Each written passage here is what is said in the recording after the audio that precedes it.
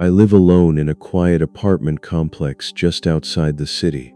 There's nothing memorable about it unless you've lived in a place like that before. Two-story buildings, faded siding, sidewalks that always look a little dirty no matter how often they get cleaned.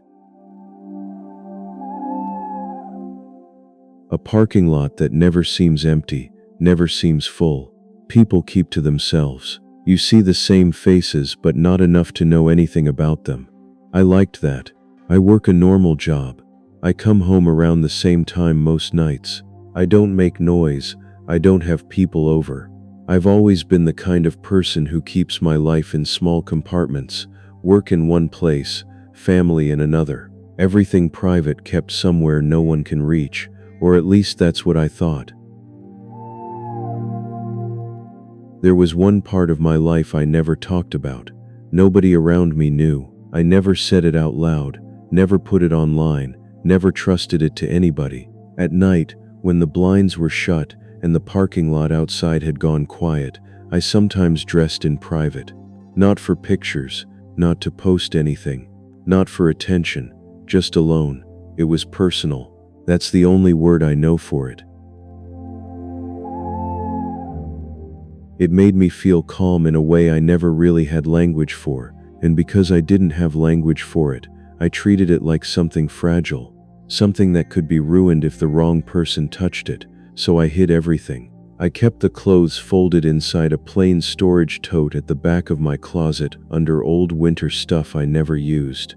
If somebody opened the closet, they'd have to go looking, really looking, and I told myself that was enough.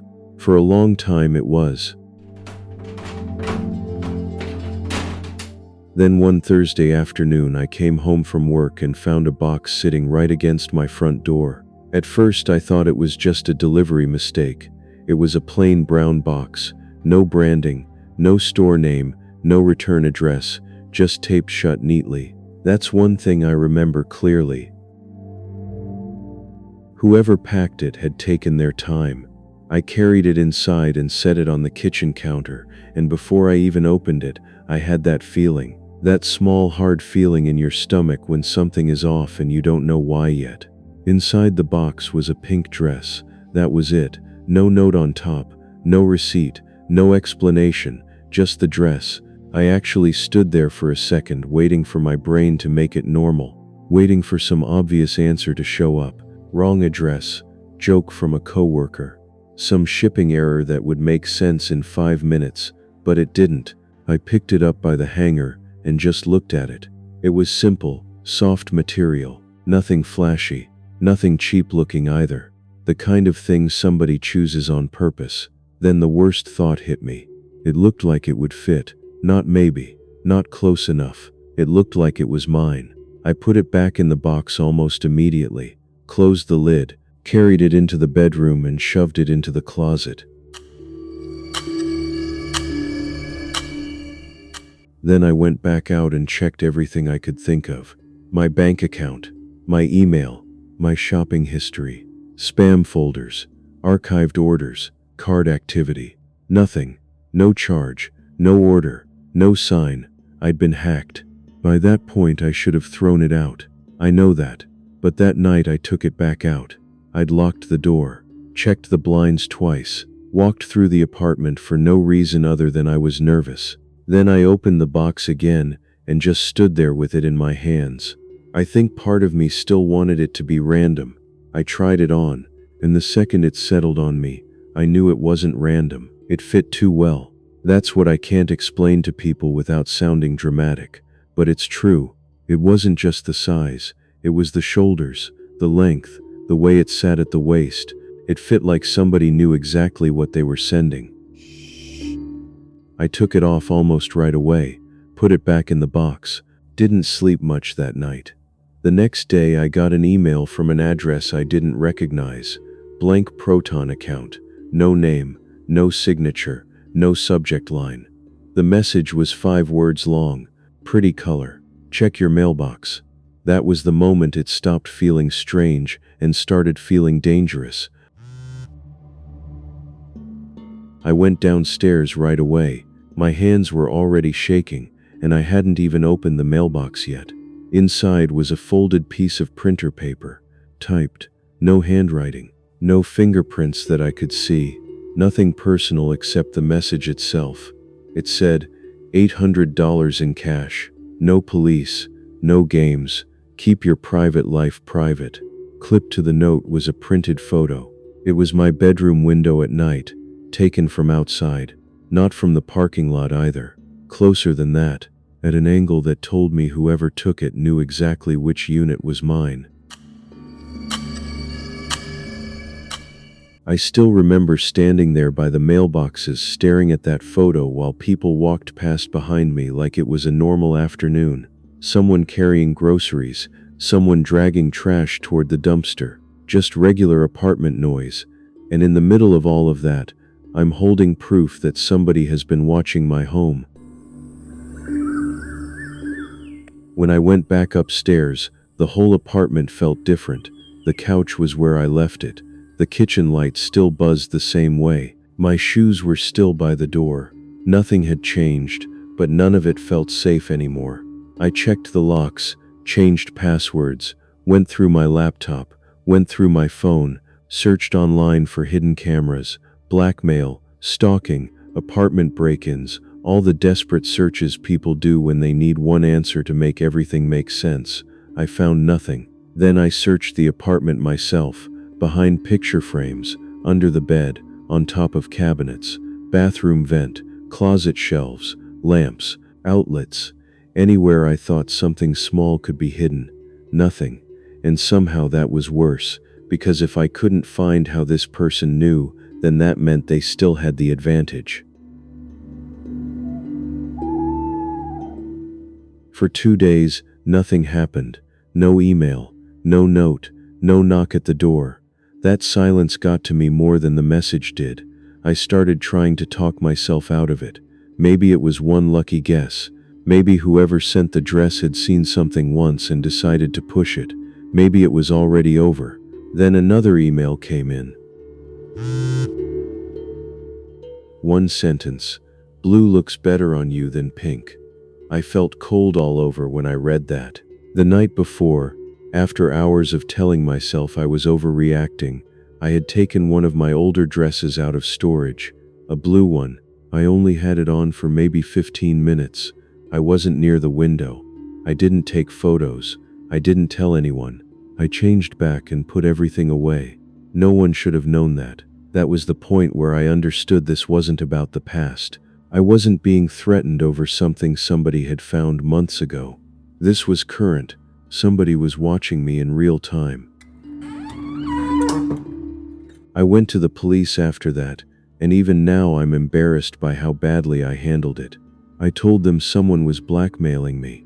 I showed them the emails, showed them the note, showed them the photo of my window. But when it came time to explain what exactly they had on me, I couldn't say it clearly. I just kept calling it private. That word did all the work because I couldn't make myself do it. The officer asked if anyone else had access to my apartment. I said no. Then I hesitated, because maintenance had been in recently. Not once either. There'd been notices over the last few months. Filter replacement, pest control, smoke detector inspection, something about a leak in another unit. Just routine apartment stuff. The kind of thing you stop thinking about the second the door closes. They told me to save everything and call again if the person contacted me or came near me.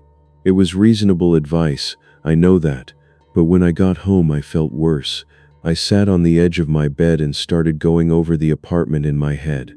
Not as my home, but as a place somebody else might have entered. What had changed? What looked newer? What had I noticed without paying attention? That was when I thought about the smoke detector in the hallway. It looked a little newer than the others. Same shape, same color, but cleaner somehow. I'd noticed it before without really noticing it. I dragged a chair under it and climbed up, twisted the cover loose, and the second I looked inside, I knew the wiring wasn't right, the battery placement wasn't right.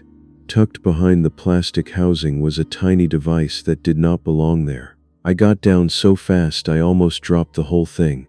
That was it. No more doubt, no more maybe. Someone had entered my apartment. Someone had put that there. And they'd done it with enough confidence to believe I would never think to look. The next morning, I got another email. "You should have paid." Attached to it was a folder labeled drafts. Inside were unsent messages addressed to my boss, my sister, and an old friend I hadn't spoken to in a long time. They were written and ready to go, not loud, not dramatic, just specific enough to ruin the parts of my life that still felt separate from this. That was the point where I stopped thinking clearly. I contacted police again, and this time I told them everything. After that, we agreed on a plan. I would act like I was ready to make the cash drop. I sent one reply, "Tell me where." A message came back pretty quickly. "Wait for instructions. Don't do anything stupid." The next evening I left the apartment like I normally would. Drove around for a while. Parked in a grocery store lot. Waited longer than I needed to. Then I came back quietly, let myself in, and sat in the dark living room without turning on a single light. No TV, no lamp, no phone screen, just me sitting there, listening to the apartment after midnight. The refrigerator humming, pipes ticking once in a while, tires on the road outside, somebody upstairs moving once, then going still. After about an hour, I knew every normal sound in that place. So when the other sound came, I knew immediately it didn't belong. A soft metal click at the door, then the slow turn of a key. That's the part I still think about. Not because it was loud, not because it was violent, because the person outside wasn't trying to force his way in. He was letting himself in. The door opened a few inches, then a little more, and the man who stepped inside was someone I recognized. Maintenance. I'd seen him in the complex before. Work boots, building hoodie, tool bag. The kind of person you barely look at because you're used to seeing him around. The kind of person you're not afraid of until it's too late. Police moved in before he got fully inside. Later, when they searched his vehicle and his electronics, they found material from other units too. Recordings, photos, notes, tenant information. Enough to make it clear this wasn't some impulsive thing he'd tried once. It was a pattern, and the part that still bothers me most is not the dress, not even the camera. It's the fact that he probably knew for months. He knew, and he waited. He waited until he understood exactly what would hurt me the most, and then he used it. That's the part that stays with me. Not the emails, not the money, not even the sound of the key turning in the lock. Just the thought that I was still living my normal life, going to work, coming home, closing the blinds, thinking I was alone, while somebody was learning me from the edges of the room.